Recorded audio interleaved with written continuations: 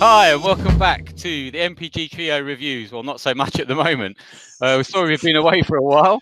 Our last video out was our famous rant it's become now, with the state of the affairs in the Prince world and what's been going on. And unfortunately, we're here today to do it again because things have not improved. And once again, I'm joined by Mr. Purple Music. That's his intro. That's very good. I'm so angry. I can't be bothered to be angry anymore about it. Yeah, man. And we're joined by the Night Child. These crickets are working my last nerve. And yours truly, Mr. Ant. They keep taking me down, down, down. We've had this happen. I've had this takedown from Commerica last night, and basically, I've had 2 copyright strikes and 1 more, and I may possibly lose my channel. They took down all the ones that had the live performance footage on, all the This Is Prince videos.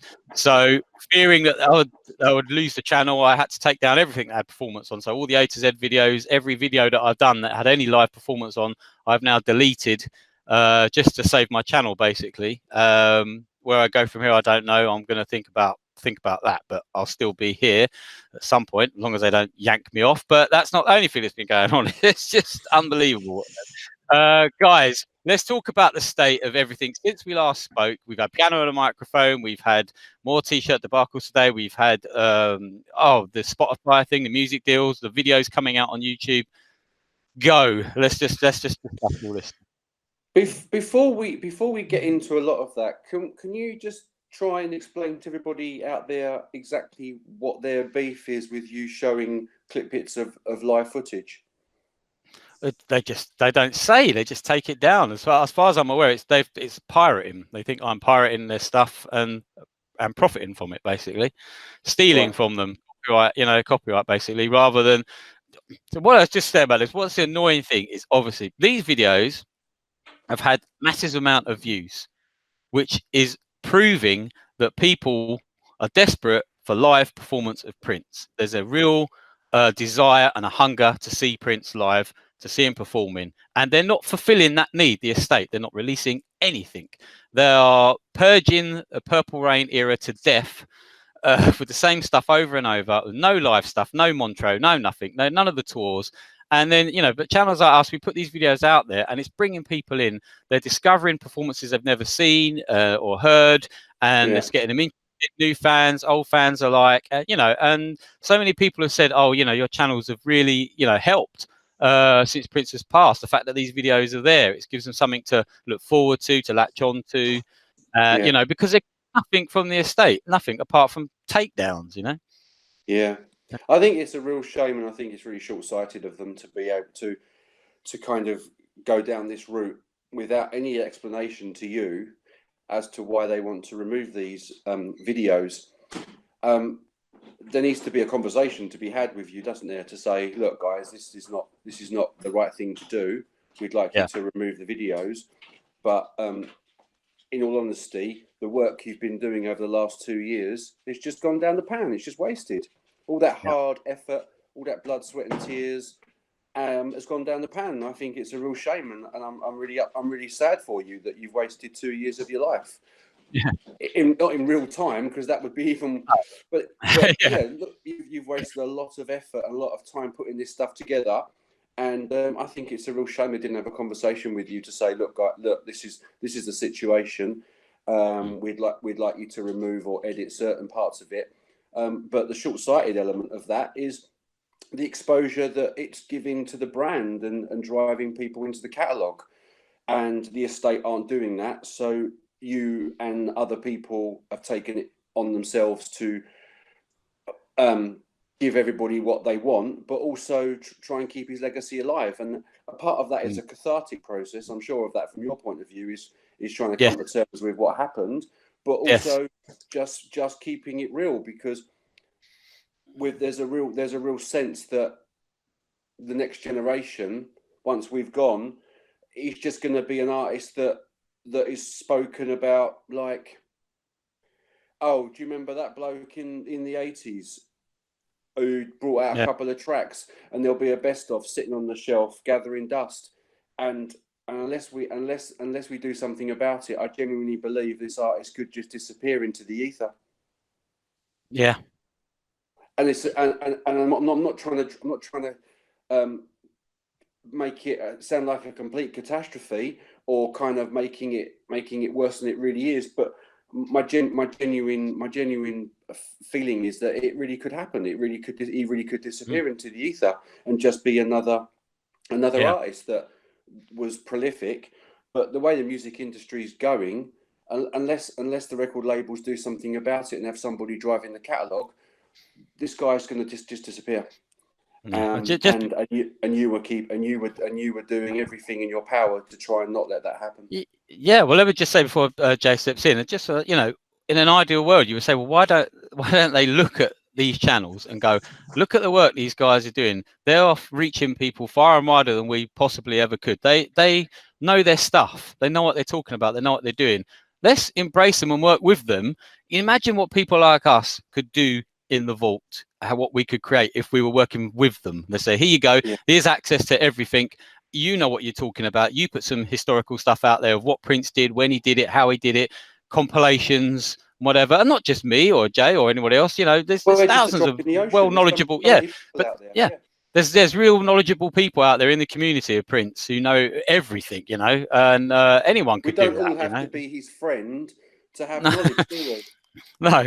Begin. I mean, it's difficult with Commerica because you're talking about obviously morality, and how should I put it delicately, banks, you know, have a tenuous relationship with morality. So obviously putting the moral argument is very difficult because they're all about the money. But this is even stupid in terms of the money, because the Prince's fan base is relatively small. I mean, you take how many, it used to be estimated between 100, 150,000 people up there when the hardcore. Even the YouTube channel now is up to about, I think, 450,000, which in terms of major, you know, musical stars is absolutely tiny. I mean, it's just tiny. I know he's off YouTube for a long time, but in terms of the assets that Commerica hold, they're actually damaging those assets, because by stopping clips being shared, by stopping new people coming to Prince, there's going to be less fans, and those fans are just going to say, well, I've got what I've got. If you're going to take it off YouTube, you can take it off Facebook or whatever, then basically what they're holding is going to be worth less. The most frustrating thing about this is what Ant said, is that the live performance from what the greatest artists, you know, I think the live performance I've ever seen is dire. Quite frankly, they've released nothing. Then you could do a live DVD, several live DVDs from every single tour, and quite frankly, the entire officially released live catalogue from Prince, you know, you can watch it, you know, in a few hours. It's barely anything, and they're not releasing it. They're holding the kind of you know, all these concerts out there, and particularly with your videos, because there was interviews, there was, you know, live shows and stuff like that. These are a lot of that stuff they will never ever officially release. They're never going to put it out, and they're basically saying, we don't want you to have it, we don't want fans to see it, we don't want to put it out there, but we've got no intention of releasing it whatsoever. We've got no interest in releasing it. They are damaging their own asset. But what some of those clips showed were there real kind of, was this fun side. It made this person real. He wasn't this persona. It turned him into a human being in a way, and seeing him laugh and joke and have some of those things he did with Jay Leno were just priceless. And that will only benefit in the long run. But your point about not releasing this live stuff is really poignant, because if they keep delaying it and delaying it and delaying it, the market's going to shrink, and the opportunity is not going to be there from a commercial point of view for the hardcore fans who are going to want to buy it, because they're going to become disengaged, or they're just going to die because the time is taking so long. And then the next generation aren't going to go out and go, oh, I've heard about Prince. He used to play a song called Purple Rain. I think I'll buy a DVD from Montreux. It doesn't make any commercial sense to allow this amount of time to have passed and not keep the momentum building? Well, you're exactly right about the time, because you think it's been 30 years now since Lovesexy. Now, 30 years, nothing. No expanded DVD, no, version with perhaps Ingrid Gervais or the outtakes, nothing like that. And this is 30. You've reached that anniversary now. 30 years. If you got into print, to say a lot of people got into print, obviously various different ages, but so I got into print like 14 in '89. So you talk 30 years on, and some people got into print in their 20s and 30s. Another 30 years on, like I say, you're losing that market. It just doesn't make any sense, and it doesn't make any sense to stop people, especially like I say the Jay Leno kit. They're not going to sell that as a DVD. No, so why not let people share it? They're not going to make money off that. So what's the problem? Yeah, I genuinely don't understand. And the fans, you're right about people being engaged who know their stuff. If they had any sense, a lot of artists, to respect, do that. I know I won't name them all, but there's a lot of artists where they will work with channels, or they will say, we're happy for you to share it. You're kind of promoting our thing. That's fantastic. And they sort of say, oh, brilliant, you've made this. And they're actually Prince proteges who've done that as well, as we know. And we'll work with them, and basically but by shutting down the channel, if I was somebody who didn't know about Prince and I go to YouTube and suddenly Mr. Ants has gone, I've gone, other people have gone, and then you've only got you've got practically nothing live, you're going to think, well, what's all the fuss about? I go to the HMV, I go to the record shop, there's nothing in there, so what do I do? It's not on YouTube, not in a record store. I can't buy it anywhere. Yeah, because a lot of the videos that he made aren't an accurate representation of his live show. I mean, some of them were live recordings, but not all of them. No. So, a lot of them are just promos, just videos, aren't they? Just, you don't on see, a sound you don't see the rock god or the jazz or the you don't see all that sort of stuff, do you? You don't see the exactly. full entertainer, no. And to be fair, even the live CDs, even if you take, say, Indigo Nights or something like that, that was obviously put together lots of different nights. We've got very few documents of a kind of uninterrupted, something the quality of Lovesexy or something. But you think of how many tours there've been, and we've got. I mean, what have we got? We've got, sort of after 2000, it's really not that much. You've got, like I say, you've got the odd, DVD here and there, but it really is nothing. Most artists of his stature would have produced, a full DVD every year for every concert. And usually they go on tour, and then at Christmas they say, right, here's the concert for all the people who went to it. They say, great, I can relive it. And all the people who didn't go, oh, I want to, I never got a chance to see that. So fantastic. I mean, like I said, Montreux, the O2. And if it's a commercial decision because they don't want to release this stuff because they realise physical format's gone, then don't go down that route. Just make this stuff available digitally, and we can go and pay for it and download it and have the MP4 or the MP3 or whatever format it is available. Make it available digitally. But I believe that a physical format isn't dead yet. I still think people are still buying physical format, because people collect, but there's also a tactile part of that people still have to go and buy. And vinyl has proven that. If it's done well, and it looks a nice object and it looks beautiful, and you've got a booklet in it or something you can own. There's a lot of people who still absolutely want to own, because that's a bit of effort. That's got something from the time, and maybe you can put a merchandise in there, and you could. That's something still. I mean, the piano microphone, irrespective of what people think of the actual, I say album loosely. It's a beautiful object. It's quite a nice object to actually hold. So the things and that's quite frankly a very small amount what they could have done. They could have done. Well, I don't know why they didn't just go back, and release every album again and put the tours, whatever that went with it as a whole package, a special edition and whatever for each album, a remaster, vinyl, CD, digital, whatever, and whatever tour then, on a DVD, a bit like they did with Purple Rain Deluxe. You got it's just the same tour, the one, Syracuse that we've all seen, But that idea, and put a tour with every single one. You could have had the Controversy, Triple Threat tour, and so on and so forth, Parade. Put them with, remastered every album and done that as a box thing, whatever, and away you go. But I mean, no, we don't do that. it is a bit of a mess. I mean, you take, like I say, even something basic as Purple Rain, the most famous song Prince ever did, not on the official channel. It's on another guy's channel. But if you look at the credits for that channel, he's obviously saying the guy who put it up didn't monetize it, but it's licensed to YouTube on behalf of Warner Urban Music, another company, NPG. There's basically 9 musical rights companies who are involved in this, and yet it's not on the official channel. It's just an absolute mess. It's ridiculous, isn't it? It's And ridiculous. why they don't turn around to, like, say, Mr. Ant, say, okay, well, this is on there. We want to claim a bit of it, but you know what? We'll let you keep it up, but we want a bit of the ad. We're a bit of the ad money. I mean, okay, fine, you want a bit of the ad money, whatever. That's fine. But what's the purpose? You're basically actually actively working against the legacy for something you're never ever going to release. They're just not going to do it. Because when we spoke about that last time, that's what we were saying, weren't we? Why don't they do that? And then, a few days later, lo and behold, they did start to do that, didn't they? Some of the videos at that time, that Sony had blocked on my channel, they suddenly unblocked and monetized them. And it's almost as if, God, you've been listening, right? This makes a change. And I thought, fair enough. And it doesn't take long for when something appears, like the anthology appeared.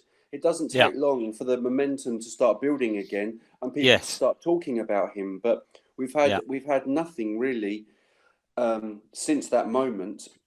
Well, that's the problem, because I think the first get their teeth stuck into, and the three of us belong to several Facebook groups, and the chit chats disappeared. People don't talk about him like they used to, because it's all just everyday stuff, isn't it now? It's just people are just talking about the weather or bloody Christmas ads or whatever it might be. They're not talking about Prince anymore. I've got to say, the communication has been bad. I think the communication has been awful, because it's just the fact that you can't ever get the estate don't communicate. All the companies, everything like, you take a basic thing like this sweepstake, the Prince sweepstake. There was a bit of confusion about whether you're allowed to enter it if you're outside the US. Now they were sending it to people in the UK and various other countries, but then they had a very small print saying, "Oh, it's only US and Canada." So you tweet them, you ask them questions, and they don't respond. And you think all they need to respond and go, "Sorry, whatever. Okay, the confusion is yes, you're allowed to enter. No, you're not allowed to enter." This is basic customer care. I mean, I don't mean this in a bad way, but this is something you can assign one person to take care of. This isn't overly complicated stuff to answer a tweet. We're not talking about some dramatic. I could do that part-time in our bedroom. Well, it's funny, because people don't know about that. Let's just say, because what happened was I got this email from Paisley Park saying, "Oh, sweepstake, there's competition, you can enter and get a load of goodies for free or whatever if you win." Oh, brilliant. Okay, so I entered and sent my thing through, and then it said, "To have a better chance, share this link." So I did. And then when I shared it with you guys, I said, "You go, what are you talking about? Oh, you can't get on this thing." I said, "Well, I've entered." "Oh, no." And suddenly all over social media or whatever, they say, "Oh, it's only America. It's not the UK." Oh, so what'd they send me an email for then? They let me enter. Bonkers. And then a few days later, I get another one. And then I enter again. I tweeted Paisley Park and just didn't get an answer. Even if they said, I don't know, because there's so many people, who are responsible for those things, but I don't believe that Paisley Park don't have the number of someone who could answer the question. They could at least say, "Okay, well, we found out. Yes, you can enter. No, you can't enter." This isn't. It's the delay in response as well. The response time. Customer service, whether it's Music Today or them, is just appalling. Yeah, we'll talk about the T-shirt today, Graham. I mean, what happened with that? Very briefly, then. So, we placed a collective order. We placed a collective order to to streamline the process, because we realised how poor it was, and we'd get T-shirts turning up now and then February and March. We all wanted to get our T-shirts together, so collectively we all asked what we wanted. We placed an order, and we thought, right, okay, it's going to cut down on the shipping charges, and it will cut down on the custom charges. So while all that was going on, I submitted the order, got a bounce back acknowledgement to say thank you for your order, and then nothing.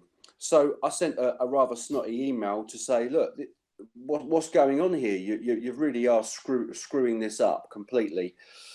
Didn't get a response.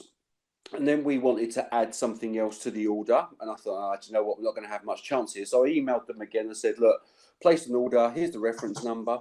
I would like to add something to the order." Can't do that. I got a response quite quickly on that one. Can't do that. Yeah. Well, why can't you do that? The items are not even made yet. Why can't you add to the order?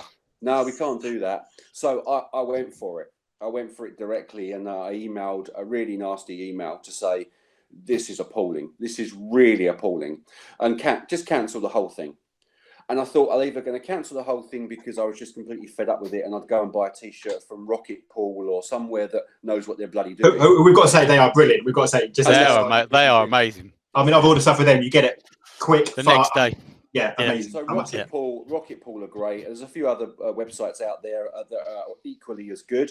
But I thought, you know what, just cancel the whole thing. And then I got a response directly from one individual who worked there saying, "Oh, we're really, really sorry. This is not what we are. This is not what we're about. Please accept our sincere apologies." And I said, "It's not good enough. I don't want your apologies. I want you to do something about it." And he said, "Look, I'd like to send you a free T-shirt as a goodwill gesture." And I said, "Well, that's very kind of you, but just fulfill my order. That's quite sufficient." And he said, "Okay, we'll do that. We'll fulfill your order, and I'm not going to charge you any postage." Okay, bonus. I didn't want anything for free. I just wanted some explanation as to why their service was so poor. So the long and short of it was, he issued me a free T-shirt, and this individual told me there'd be no postage and packaging. Got 2 confirmation emails to acknowledge the orders and that they've both been processed on the same day. So that was the 25th of October. And a week ago, I had a card come through the letterbox whilst I was at work to say that a parcel couldn't be delivered due to a customs charge. Bonus. So I thought, well, do you know what? Because we've collectively ordered something, didn't pay a delivery charge, I don't mind paying the customs charge. And actually, in the grand scheme of things, split 3 ways, we've actually saved ourselves a few quid. Yeah. Turns out that the custom charge was just for the 1 free T-shirt. Because Scandal. the Music Scandal. Today had put a sticker on the envelope saying, "Your order is enclosed," and the value of the order. The value of the order was 0, but the idiots had put a value of the order of being £25 for the cost of the T-shirt, which is why I then got slapped a customs charge. Ridiculous. What makes it even worse is that the order that I actually wanted, that was placed the same day, hasn't even been dispatched. Well, why weren't they all together? It was one order. The free T-shirt should have been in with the others, shouldn't it? That Combine it all, yeah. On the custom charges, but more importantly, why are you charging me custom charges on a product that was free? I'll tell you, are you sure the estate isn't being run by Disney? Because it's bloody Mickey Mouse, I'm telling you. It really, really is. So to summarise all of that, I sent a really another snotty email directly back to the person who I had his email, who I must say was very, very helpful. And none of this is his fault. He's just some poor guy on the customer service desk. And the goodwill gesture was a really nice thing to do. And I've got a plan. I've got a plan with that T-shirt. Anyway, that will come soon. But I've just had no response back yet to say this is what's happened. I'm really, really sorry for it. I've paid the customs on that freebie, but I would just like my order. And it's just a real mess. I think it just always feels like 2 steps forward is about 3 steps back. I think it's Miss TLC on Twitter made the point that lots of people watch the Blackish tribute to Prince, and lots of people who didn't even know about Prince thought, fantastic, it brings out his music, and they really wanted to get into him, and they went looking for further stuff, which coincided with Commerica taking down loads of live performances. So you created the demand and then said, do you want this? No, you can't have it. And you think, what's the point of creating the demand and then shutting off the demand? There's no coherent thinking there. And some of the stuff you think, I know obviously we had the piano microphone and stuff like that, but then there was talk about Prince's autobiography, and that seems to have just disappeared. Yeah, what's happened to that? Yeah, the Tidal album. I haven't heard much about the supposedly released Tidal album. That seems to have. And bearing in mind, there's a small matter of Christmas coming up. You would assume, maybe they might want to release something that not many people buy stuff that time of year, do they? Who buys anything at that time of year? No. I am getting to the point. It sounds really bad. Where I feel just. I mean, I've said, disillusioned is a good word. I think. With this, I think we all do. And the threat of kind of Article 13 as well. You think most print stuff, I think, could easily disappear from Facebook and YouTube and stuff like that. And I think you're going to have a point where people just won't see it. And Graham's right, how quickly, that will just get lost. And as a weird thing, because you look at YouTube and Michael Jackson has concerts left, right, and centre, full HD, high quality. I mean, the quality of the concerts is amazing, and full. They're on YouTube, they're out there, song after song, concert after concert, in incredible quality. I mean, professionally filmed quality. No problem. Guess what? It's all owned by Sony. It's interesting, isn't it? But they don't do nothing about that. Just don't think the people that are involved, with all respect, I just don't think the people have got a clue. They haven't. Well, that's what it appears. That's how it appears to us. Yes. And to the normal guy in the street, who is either a music connoisseur or is a music collector or is a Prince fan, God forbid. They just appears not to have a clue. There's no strategy, and that's something that really concerns me, is that this guy worked very, very hard to build his brand and produce his music, living and breathing it, and within 2 years of his death, it's destroyed. You're right. There's no coherent plan. It's like for some reason, it seems incapable that all the companies can't just go into a conference room, sit down, and have a conversation. And I think that is quite concerning, because you'd like to say that there seems to be no real plan. The thing is, I don't blame the family in any way, because I think the family were thrown into that situation. They're not experts. They're not music executives. They didn't have much to do with the music being created. They didn't know about, huge amounts about the music. They were thrown into this situation, and obviously they said, well, okay, we need some experts to help us. We need some companies to deal with all these complicated issues. And at the moment, I know there's a certain amount of necessary legal work, but the amount being spent is rolling into millions and millions and millions. The judge has already warned the estate. He said, this is not an infinite pot, and quite frankly, at the moment, most of the money's going to the lawyers. I mean, we're talking 5-6 million, then it's another 2 or 3 million. We're talking millions and millions and millions going to the lawyers. What are they being paid to do? Right, a lot of letters. Well, and the trouble is, if that carries on, what they're going to do? They're going to have to cash in on the assets, aren't they? So that means selling Paisley Park. They were talking about Paisley Park closing down because it's unsustainable as it is. Yeah, I mean, that's a terrifying thing, because once they run out of money, obviously all the companies just walk away, and that's a terrifying thing. And the trouble is, if you lose a lot of fans, or do you know what I've heard? This sounds really weird, and it's slightly worrying. A lot of people said to me, they've got what they've got, like their own kind of vault, if you like, their collection of the prints. And they said, you know what, I've got that, but that's it. I'm just having that. And I'm not, a lot of people said they're not really interested. They'd like stuff from the vault, but they don't really think they're going to see it. So they say, well, I'll take what I've got. I'm going to enjoy that and go off and perhaps look at some other artists and stuff like that. And I'm not saying anything should be frozen in time, but I think the disservice to his live legacy is just shocking. I mean, it annoys, because everything was filmed. We saw everything was filmed. It's all there. It's all in great quality. Maybe we're being naive, and our passion and I'm playing devil's advocate here. Maybe we're being naive, and our passion for this artist is unrealistic and unreasonable. Maybe there isn't a demand for this product. Do you know what I would do? I would get a concert, any era. Just test the water. A full HD concert, and I say, do you know what? I'm going to stick it on Netflix. We're going to put it on Amazon Prime, and do you know what? It would fly. You take a concert for, it doesn't have to be from the 80s, because controversial as this is to say to the estate, there are other times other than Purple Rain. I know this may be. Apparently, I don't know. I thought you retired. When was that then? When was that? I have no idea. But you take one of the you take the piano microphone, you take the hit and run tours. Even if you go, even if you take Rainbow Children, that kind of area, you take the O2 shows. You get one of them. You put it on Netflix. You put it on how people consume things now, or Amazon Prime. That would absolutely blow that. That Purple Rain that the guy put up, how many views has it had, Jay, on that channel? Purple Rain. I can give you a live figure, because we're good here. 80 million. Yeah. 93 million and 93.5 million. So the appetite is there to see it. You see, so if you put a concert out that's got Purple Rain in it, obviously it's going to appeal to everyone. He's got 93 million views. The entire Prince channel has only got, I think, 192 million views. So I mean, he's got basically half kind of the entire amount of views. Ridiculous, isn't it? Ridiculous. Be nice. You see several concerts.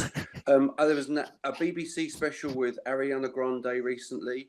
There was a BBC special with somebody else. There was a Michael Bublé thing. There was a Sheridan Smith. All these people have got albums coming out at Christmas, and they're jumping on the bandwagon. That's fine. It's a publicity stunt, and that's what it serves a purpose to drive people into the catalogue.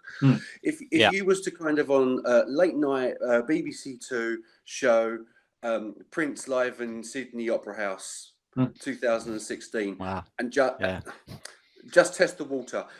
BBC is probably not a good example because they don't have the money to do it. But Netflix have got a bottomless pit Yeah. Well, do you know what? That's a They really good are point, though. Yeah, because It is. cash rich. yeah, Yes. Stick it on Exactly. there and see Well, they're all. whether the demand and the Yeah. exposure is exactly. relevant. And it does two things, doesn't it? Litmus Yeah. test. It does two things, Yeah. because first of all, it gets you the immediate cash from Netflix or whoever. Second of all, it pushes it out there at Christmas. And people at home at Christmas thinking, oh, what should I watch? Oh, watch this. Oh, Yeah. then the next thing Yeah. you know, within 2 seconds, they're on Amazon Exactly. going, You've got. what can I buy? You've got a captive What can I audience buy? at Christmas, Exactly. haven't you? And there was no excuse yeah. with Piano and Microphone 2016, because that was ready to go. Quite frankly, that should have been released, really It's the quickly. first thing. That's the first thing that should have come out as a tribute or either on the first anniversary of his passing or whatever. That's the first release that should have come out as a tribute to Prince. It's like, a blind man could see it. I mean, Go it's ready. back and have a look at when the Super Bowl performance happened, and go back and get the record people, the people who are involved in this. Go and have a look at the uplift.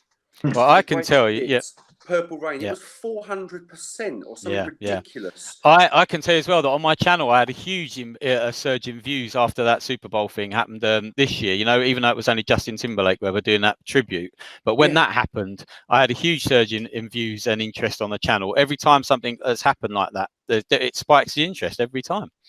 Yeah. So absolutely. But if I just go on. There's a rumor that Apple are going to be buying Spotify, allegedly. And not Spotify, sorry, forget that. There's a rumor that Apple are going to be buying Netflix. Right. And then you are looking at some serious money. And they have the ability then to kind of take on the big boys like Sky and Virgin and whatever. But Sky have done a really good, neat thing recently by making Netflix available through Sky. And it's seamless, absolutely seamless. I can now watch Netflix at a click of a button through my Sky box. And how many viewers has Sky got? I mean, we're just talking millions and millions. Simple thing to do. Just test the water. What an audience you're reaching! What an audience you're suddenly reaching if you do that. I don't understand. I mean, in terms of being a strategy that we don't know about, but I don't understand it. In terms of being on telly, all I ever see on telly, usually in Britain, certainly is Sun of the Times on Sky Arts, maybe. You actually rarely see Purple Rain or Under the Cherry Boot, or you never see Graffiti Ridge. You rarely see. I can't remember the last time I saw Purple Rain on UK TV. To be fair, I mean, they've probably played. I think maybe just after we passed, but it's not. Other. I think it was. That's it. Other than Sun of the Times, you don't see. It's just. And it's just so frustrating because it's such an easy fix to do, and they're not moving sadly at any where like the rate. Like you say, I understand if people say, "Oh, is the demand there?" But like I say, Netflix will tell you they'll cash you a check. If you went to with a concert and say, "Look, this is Prince's last concert, or this is a Piano and Microphone tour. We've got live, footage. Do you want it?" They would be falling over themselves, write you a check, and let's get it out there and let's do something. Because I think a lot of people are just saying. They're almost at the point where they think, well, it feels like it's waning. Like it doesn't feel like the legacy is increasing. It feels like we're fighting to keep the whole legacy. And as every channel closes, that's another little piece gone. On a very definitely on a very personal note, and something that I have to say, you just made me think about it, is that when we first started doing these videos, Mr. Rand said something very kind about me, and he said that this guy bleeds purple. And that to a point sums up me, because this guy has been with me through all of my life and has been there through the dark times and the fast time and the funny times and the good times and the bad times, and there's always been a strength and a support to me. And it goes without saying how much he means to a lot of people out there. And I've disconnected from Prince, and this is the first time that I've spoken about it, and B, this is the first time in my life while he's been around that I've done this, and I've disconnected myself from him, and I don't know what it is that's causing that disconnect. And now we've been speaking about it and laughing about it and being emotive about it. It is down to this. I think that the company who are running it, I think Paisley Park, and I think all of the crap that's going on is driving people away. And if somebody as somebody, and I'm not trying to blow smoke up my own arse here, as somebody who is as passionate and cares about it as much as I do, has walked away. I've not listened to a single Prince record for 6 weeks. Wow. And that's the longest time I've ever gone in my life as a Prince fan, which now is coming into its 30th year. Oh, well, there you go. That's amazing. 32 years. I started, 1984. Yeah. 32 years he's been with me, on and off, constantly. And I've now not listened to him for 6 weeks. He might come on the radio, I can't stop that, but I've not actively gone out and listened to him for 6 weeks. I think that's a really good book, because sometimes I find it really, I keep telling myself, I always try and it's not Prince's fault. To say it's not Prince's fault, but yeah, I kind of understand that feeling, because I keep thinking, you know, Prince did create this amazing music, did these amazing things, and it's almost like this is detracting from it. And I almost kind of, like I say, in terms of the, there are some people doing great work at it, but we spoke about it last time, didn't we? We said that we were. No, it's not his fault, but we did say last time, didn't we, that we had a fear that this could happen because of the way they're running things, that we would, you know, start to, disconnect, as you say, and start to think, well, And I'm not just saying this for the sake of the video. That is honest, heartfelt, no, I know, and genuine. I have not actively listened to a single Prince record for 6 weeks, and there's something fundamentally. Maybe I needed a break. Maybe I did OD because I went back and started. But maybe I OD'd. But I've never OD'd before. I could listen to Emancipation or Symbol album or Love Sexy every day and never get bored. Every day. It was the soundtrack to my life.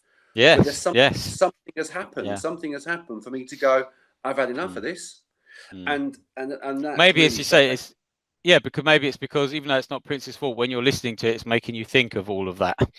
So you don't want to hear it, because you don't want to think about it, because you're thinking of all this, think about like the piano and a microphone thing, just all the shit hit the fan after that was released, didn't it? It just, everything seemed to go nuts.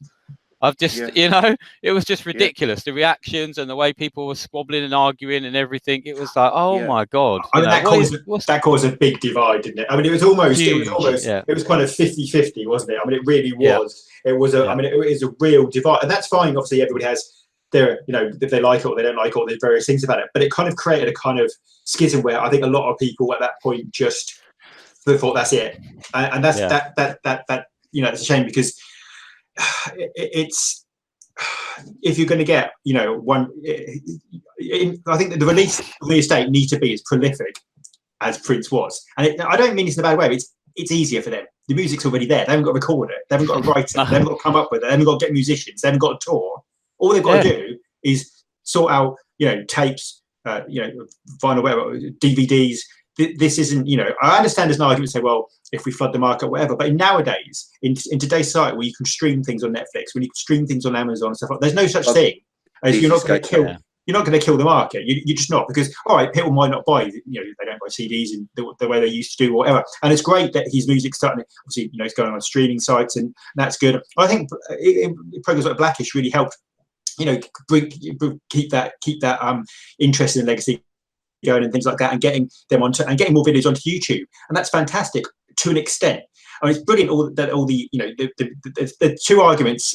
I mean, first of all, I'm happy they're all going on YouTube, lots of these videos. That's brilliant. There's an argument about obviously the quality necessarily of some of the video that's out there, but the bigger argument for me is they're all fantastic, but they are ones most Prince fans already have, and that's brilliant. They're out there. But not just that. Are we saying that? Are we saying that's it? Are we saying that everything we've seen, that's what you have? That's fantastic, but we have that. That's brilliant. For the casual fan, I'm really happy, because I think that's really important. They see it, and really important they come to a genius, because it'll have a positive impact, because people will see stuff and go, oh, I didn't realise he was this, or he did that, or whatever. I mean, lots of people who are casual fans won't have heard Hot With You and the remixes and things like that. They won't have heard that. That's fantastic. But like you say, that's fine as long as that continues. We don't want it to be like, oh, we brought out 20, 30 videos and now we're kind of... even in the way they're still doing things, some of those videos were already uploaded before. and they repeated the process. It's Well, like, come on. If only we had a channel that could talk us through a schedule of videos that was coming up. For videos that are already out there. Hey, but these are new, guys. These videos. These are new. These are rare, ultimate rare videos that we only uploaded a year ago. there's bootlegs on there now on the channel. I don't know. Like, what's I that really again? don't know what's going on. I don't know if it's a case that are they bringing it all under that umbrella and saying, okay, it's a bootleg, but we're gonna get to put it on our channel. But if that's true, it's just the live. For me, the live video is just. That's a key thing. I can't. Do you remember back in the summer though? You remember? God, sorry. Putting the playlists of the small club on the YouTube channel is weird. Because but did they? Didn't that all get taken? Who's going to go sourcing that? Who's going to go find? Who's going to go and look for that? No, exactly. But didn't that? Is that all? Is it all still on there though? Is that all still on there?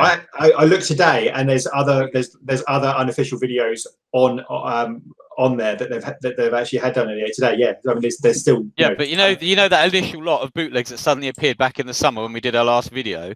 Did that all get taken down eventually, or was it? I think they said they were going to take it down. Now whether they have, I'm looking now, but there's still some. So someone has hacked the channel then, have they, and got all that stuff on there? Is that what's going on now, Jay? I'm just looking at, because they actually had a video today. I think I put it on Twitter, where it was the most beautiful girl in the world, and it was a kind of a live performance from Miami, and that was on the official channel. And I don't know if it's just it might be a case they might be saying to him, look, we want the ad revenue or whatever. But I just it's so frustrating, because I do. Part of me feels like I want to kind of. I feel a bit like Graham in a sense. Part of me wants to kind of run away, into my room with the vault and just not. And just walk away from everything else, and it's just awful, because you don't want to feel like that, because the Purple world is amazing people, but and fantastically passionate and knowledgeable, and you just feel something's. I can't quite put my finger on it. It's something doesn't feel right. Being done a misjustice. If the vault is a fallacy, if the vault's a myth, and forget the pictures we've seen. If the vault isn't the vault, and there isn't the material that we all believe is in there, that was my office. That was those pictures, which is fine. We can accept that. I know what you're saying. Look, maybe that's why there's certain albums in there that exist that can be issued, i.e., the Dream Factory, for example, and we don't necessarily want that, but it'd be nice to see it in its entirety as it was meant to be. That aside, if there are no studio tracks available, just work on the live stuff. Yeah, and you've exactly. got. We know it's all recorded. A job for life. Yeah. Yes. Just work on the live stuff. Yeah. Go through it methodically and go, right, I'm going to do an audio collection of the 1981. I'm going to do an audio collection of 1982. You wouldn't be able to put that on one CD. There's so much available, and we're not even talking about video footage. Just start working through it and cataloging it and getting it. And just making it available in terms of a communication point of view rather than a release point of view. At least we then have something to grasp onto. But there's a number of artists who've been very keen that a lot of artists do this. They say the biggest way they fight bootlegs is to release it themselves. Say, well, I'll release a better quality version. I will release the live performances. I will release them. I mean, they spend all this money going after these bootleggers to shut them down. Now, first of all, they ignored the fact that eBay is utterly rammed with nothing. I mean, there's huge amounts of bootlegs. eBay must be making a quite large, substantial amount of money, because there is bootleg after bootleg after bootleg after bootleg on eBay, and some of them are going for crazy prices and nothing's ever done. But they spend all this money going after the people who are making the bootlegs, saying they're costing us money. Well, they only cost you money if you're actually intending to release some live stuff. And I don't know how long it takes to sort out a CD of something that's already recorded. I mean, you're talking about mixing something. Now, if Prince took 2 years to mix something, we'd have only had about 5 albums. So it doesn't take 2 years to mix. Hang on, wasn't there this building? I think it was called Paisley Park or something, and it had a few. Did it have some studios in it that you can do mixing in? I don't know. Did I dream it? I don't know. Yeah.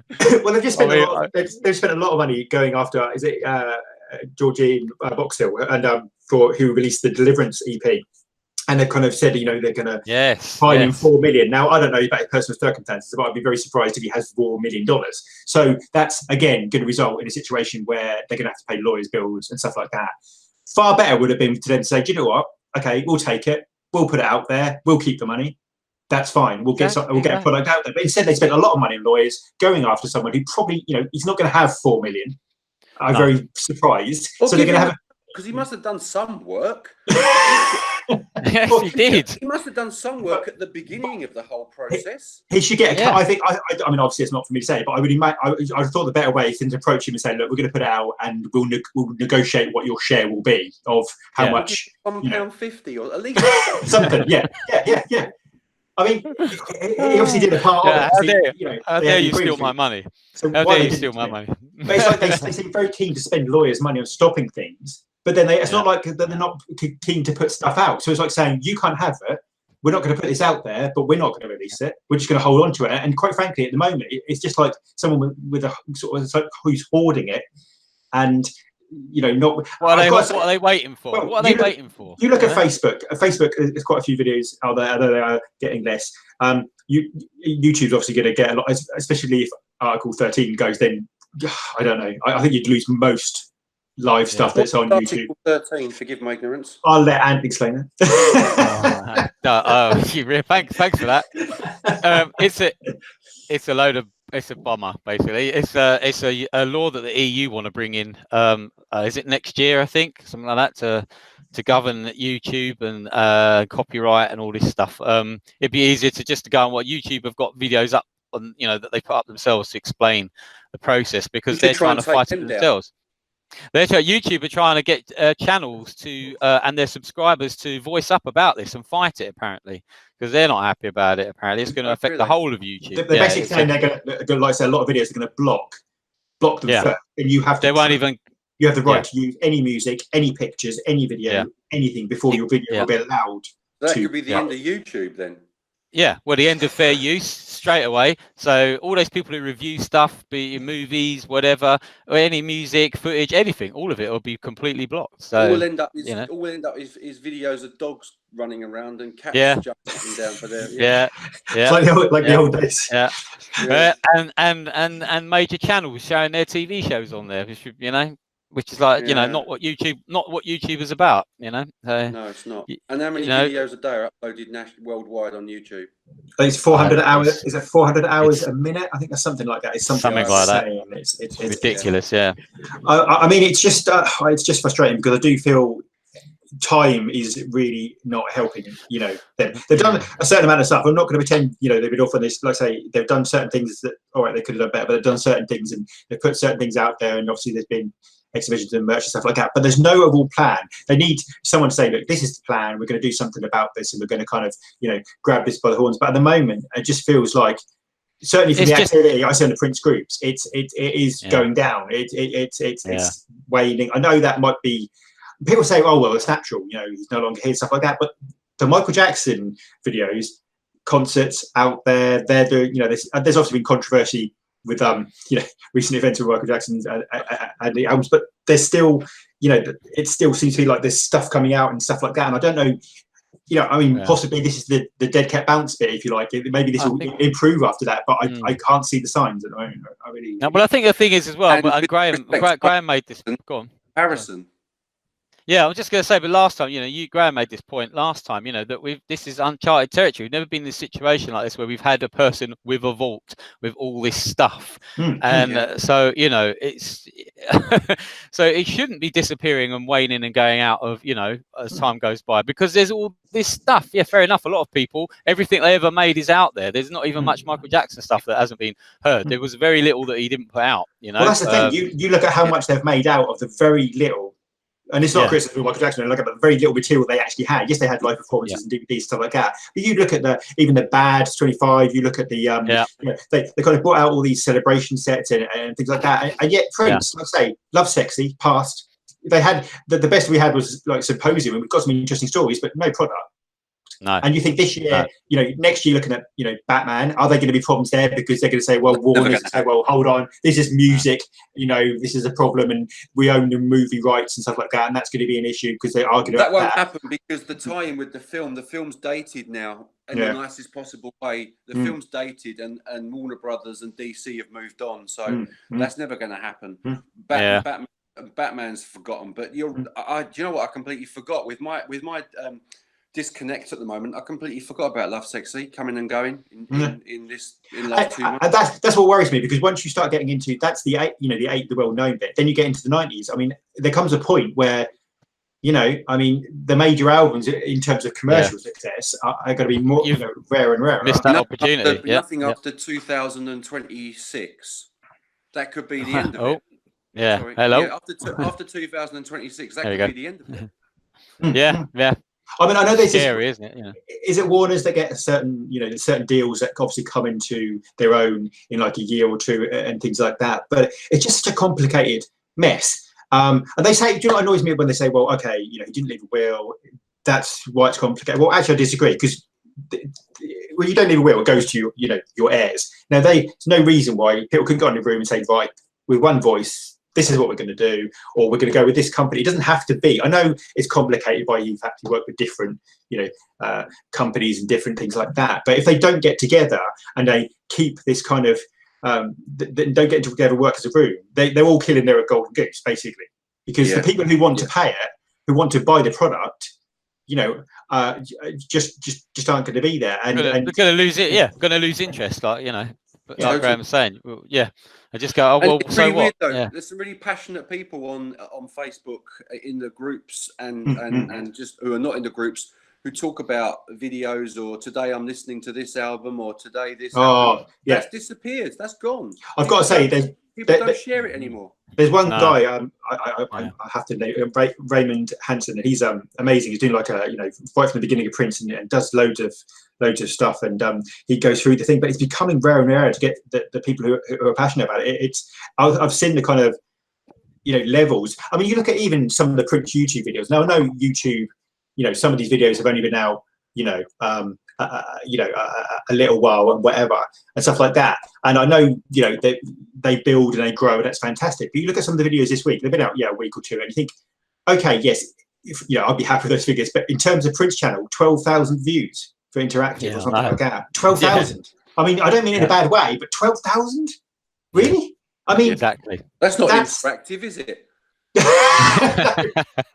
I mean, I know these things grow. The irony. Yeah. I know you've got you know, on Spotify and stuff like that, you've got lots of the songs reaching 100 million, and that's fantastic. And Prince was playing catch up because he wasn't on those services and he wasn't on YouTube, and some of them has been around. Some other artists have racked up lots because they've been around for a long time. So he's playing catch up, and he's playing catch up in terms of they're not new releases to, you know, a lot of people, but and they will grow. But then you also look at some of the views of, you know, the videos. There's some here, and you think, I'm looking at like Musicology, for example. 10 months ago, it's just, you know, it's reached 1 million views. Now, okay, fine, but in terms of YouTube figures, that's rubbish. Yeah, there are people who reach 1 million views in a couple of hours, and that's exactly. There's a video of a hamster running around on a wheel, 100 million views. Oh, you're kidding! That's the head of Paisley Park. Wow, that's what it feels like. It's been run by a hamster just running around in a wheel. Yeah, running around in a wheel going. No idea what it. Yeah. I mean, you've got to really kind of compare it. I suppose it's only fair in a sense to compare Prince to the you know, the people he sort of was like Madonna and Michael Jackson at those times. There's a certain element of that, and you look at the views and like I said, the Michael Jackson videos and stuff like that. I know they kept them up, you know, they've been up there for longer and stuff like that. But lots of the Michael Jackson views have more views than the entire Prince, you know, channel. And don't get me wrong, the Prince channel is giving away 100 million views to Purple Rain, which doesn't particularly, you know, help the situation. I think the trouble is designated channel. Sorry, who does? Does MJ have a designated? He has a. I think he's got a Vivo, hasn't he? And he's got a. I think he has got like an official. Yeah, I think so. I'm pretty sure he's got an official. I mean, but they also seem happy with people putting up, you know, the stuff they've done themselves. I mean, you look at some of these. I mean, they don't care about us, for example. Bearing in mind, this is only one version because he did the 2 different versions. And that's got over 500 million views. I mean, that's just exactly one version of one. Yeah, I think the trouble is as well is that Prince, like the level of Michael Jackson, he was only at that level for such a short period of time in comparison, really. You know, when you think Purple Rain, when he hit that level, when he was, you know, with Michael Jackson, then how long did it last? Maybe through till Diamonds and Pearls, maybe? Is that pushing it? On the and then that's it. So what, 84, it's less than 10 years, isn't it? 84, 85, 86, and 8 years, maybe, he was at the top. Something like that, maybe.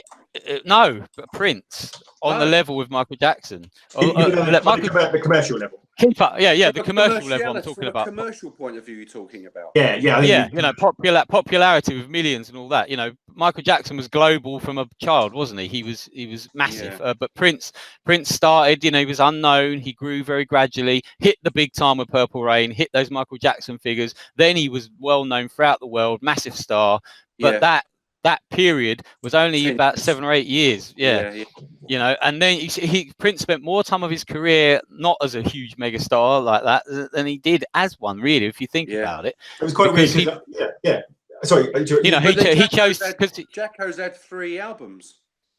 Yeah, well, 4, wasn't it? Well, 4, I think. Something like that. You count I know. It's you can't compare it in that aspect. There's no, you know.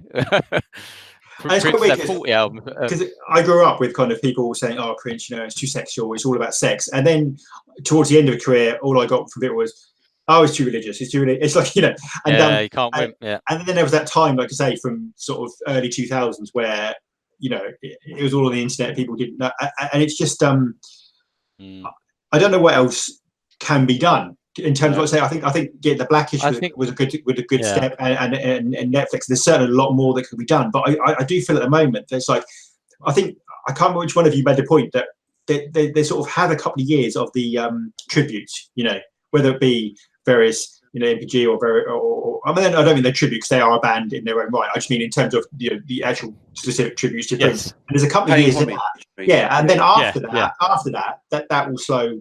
You know, Blackish has happened, but I don't think there's a huge amount more planned necessarily in terms of tributes. So then you move on to, you know, the full legacy. And do you know what the mad thing is? If you look, I'll tell you what is interesting. You look at how many books have come out since it started. Yes. For every album's come out, we've had 50 books. Now, I'm not saying some of these books are great and fantastic, and there's new stuff like that. But you think if you can write and produce a book, that to me probably takes a lot more time than remixing an album. Absolutely. So, great point. That's a great point. Absolutely. And this stuff's already there. Yeah, it's already out on bootleg, and people have already got the product in a good enough quality to be issued officially.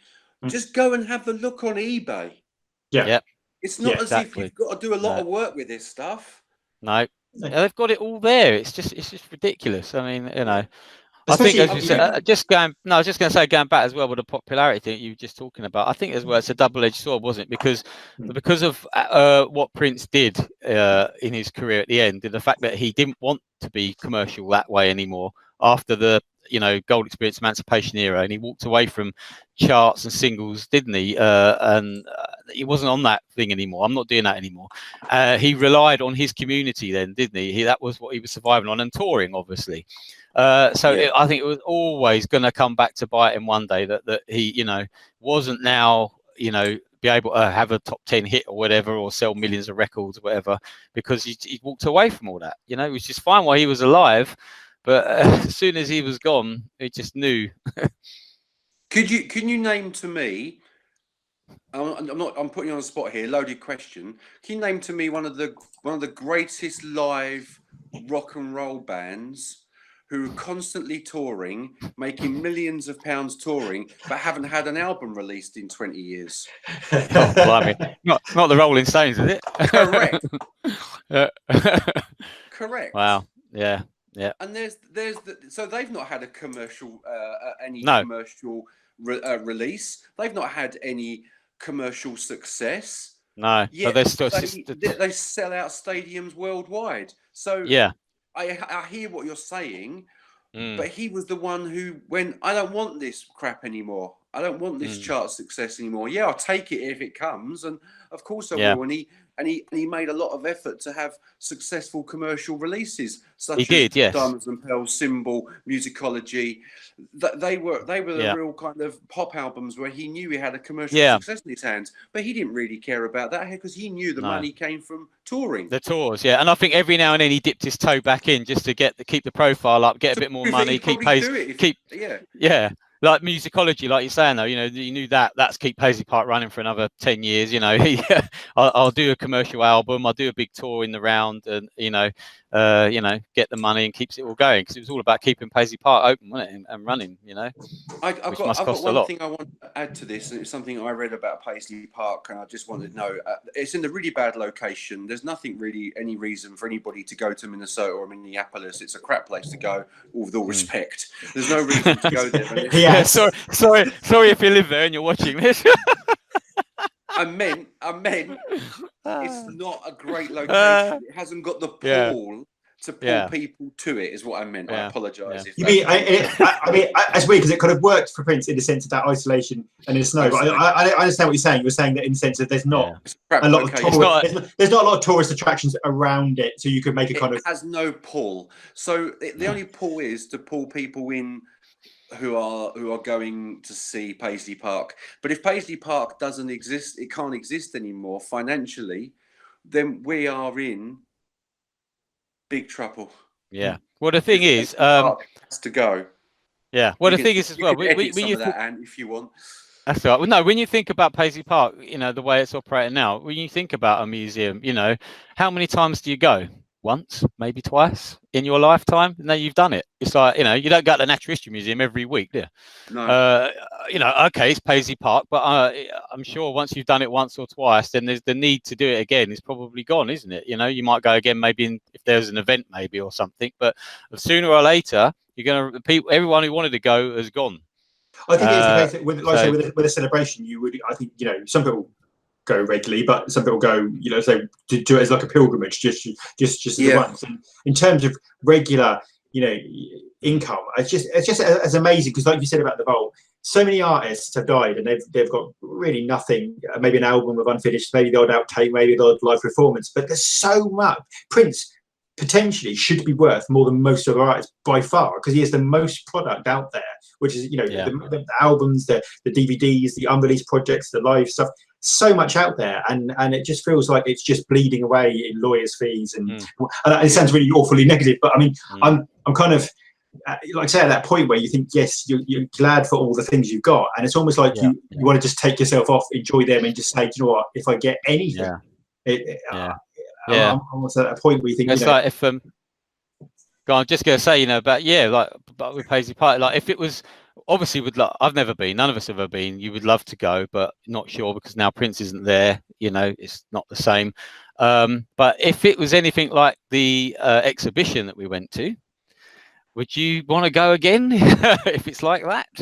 Yeah, the exhibition was fantastic, and it caught me by surprise initially, but there was no soul to the place.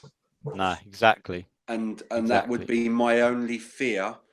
Yeah. And the reason why I probably won't go to Paisley Park now in my lifetime is because I'll be going expecting him to be there, and he's not going to be there, and that's part of the reason why you want to go. And the people who have been, I fully respect them, and absolutely. I wish I'd have gone when he was around, but I didn't go. Financially, it was difficult, but I just honestly don't believe I'm going to go now. I can't see. I can't see why I'd want to go unless something absolutely miraculous happened. Yeah. That I've got to go. There's no reason. I can't. It's not even. It's not even a debate. I've got to go. Something miraculous happened, but I genuinely can't see that happening now, and I can't see the future of Paisley Park. I can't see a future for that place. I think it's just going to become a museum that can barely operate because it won't have the footfall to be able to justify its existence. Yeah, I mean, it should either be run as a studio like it was intended, or turned into some kind of music school or something in honor of Prince, something like that. I meant when I said about the crap place, it's a crap. Not the place is crap; it's a crap location. Location, yes. Have the location that the pull Yeah. of opening it up to a Yeah. music school, people aren't going to want to travel to there to use it for what it was intended for. Jay's bang on the money there. It was a perfect place for him to have isolation. That's the thing, because I mean, he made that decision. He could have, like, say, with the money he had, he could have said, "I'm going to have studio, you know, I'm going to make myself in LA, New York, or whatever." But that helped his music in a sense. He was isolated, and he created that kind of sound, his own sound, which he had to do because he wasn't, you know, getting all those influences. They got the music later than everyone else, and that worked perfectly for him. But like you say, it's kind of one of those things where it's never going to be, with the greatest respect, a kind of Graceland scenario. It's not going to be where you know. I mean, Graceland, I don't know up to date, but I from what I've heard, that, you know, makes a lot of money, and you see the it's not just that though. It's the place, isn't it? It's Tennessee. It's they've got a whole culture of the music. Soul. Yeah. There's so many. Isn't that annoying though? That the fact that the people who run that are the same people running the Prince estate. Well, especially when they put the Elvis signs above the Prince merchandise. Yeah, that was brilliant. Second time I went, there was more Elvis merch than there was Prince. I mean, I was like, really, come on. Yeah. It was like someone trying to move in on your market store. Yeah, it was just a bit, you know. And the thing is, I mean, I'm not saying they should go down. Shook up. Yeah, he was all shook up. He was all shook up. Yeah. I'm not saying they should go down the road of, you know, Elvis, where his face is on everything. You know, I'm not saying they should go down that kind of where nothing's off limits. Although they are going down that road a little bit with the odd item. But just in terms of, you know, if Prince is all about the music, the weird thing is, the music is the slowest thing to come out. We can get funk pops. We can get book after book after book after book. We can get, you know, loads of stuff on eBay. We can get, you know, hats and scarves. But music, no, sorry, no. Live, no. It just exactly. The thing that people want the most, they're not giving. You know, it's ridiculous. I can't get a 30th anniversary of Lovesexy, and I can't get a copy of Montreux on DVD. Are you listening, Paisley Park? I can get a Prince air freshener from my car. What's it smell of? Pineapples or something? Or it smells like chili sauce. It doesn't smell very nice. It smells of desperation. Desperation. Oh yeah, tell me about it. That's the Purple Army in desperation. It's like, come on. It's just frustrating, isn't it? It's just. Can I just say back, Jay, just what you were saying a minute ago about them, you know, releasing some bits and pieces of music, you know, for whatever adverts, whatever. But when they do that, it's all Purple Rain stuff. This is I think the biggest danger for Prince, because we are very close to missing the window, and I think we are at the point where two years has passed, and they're just cementing in their mind that Prince is only Purple Rain. He's only Let's Go Crazy, and they're putting it on Capital One. I don't think that's the great fit. I mean, saying Let's Go Crazy with your credit card. Apparently they use don't stop till you get enough, which is hardly the most responsible message in the world. Wow. Ridiculous, isn't it? They are cementing it as Prince was like almost making him out like a one album wonder. And they need to move away from that, and they need to move away from that immediately. The Piano Microphone is a great chance to do the 2016 version, and for some reason they cannot escape the 83 thinking, oh, well, that's the most popular thing. Yes, that's fine, but Prince himself did Purple Rain, and he didn't follow up with Purple Rain 2. He followed up with something different, because he realised you can't get trapped in a time. Exactly. And when you look at official releases, we've had nothing compares to Purple Rain era, Piano and Microphone, Purple Rain era, Purple Rain Deluxe, Purple Rain. It's like, Let's Go Crazy in the movie. What movie was it? At the start of one, is it Kingsman or something? Let's Go Crazy in the start of one of these movies. I mean, there's some great. They should have used When Will We Be Paid? There's some great books. I mean, I've got to say, I'm only a bit away with the Dwayne Tudell book. It's a brilliant book again, but hopefully, I think he's doing other eras. But it is still obviously, it's very much the Purple Rain. Other books are available. Yeah, well, they are. And many other books are available. But not that one. There is a danger. There is a danger, though. We're just in that point where people are going to think, did he do anything after that point? Did he do anything after the 80s? And it's just because the world's commerciality doesn't necessarily connect with how good something is, and for some reason we have this belief in society that if something's popular it's good, and if something's not popular it's bad, and it's just a strange. This has been an NPG rant 2. We could go on and on and on. I tell you, there's just so much. It is very frustrating at the moment. We hope things improve. We don't want to feel disconnected from Prince. We want to be excited. We want to be engaged. We want to have stuff to look forward to. So yes, come on. We want Mr. Enter Channel to survive. Yes, Yeah. Listen. Put those bloody videos back online. Let people see the genius that we all fell in love with. Keep his legacy alive. Peace and love.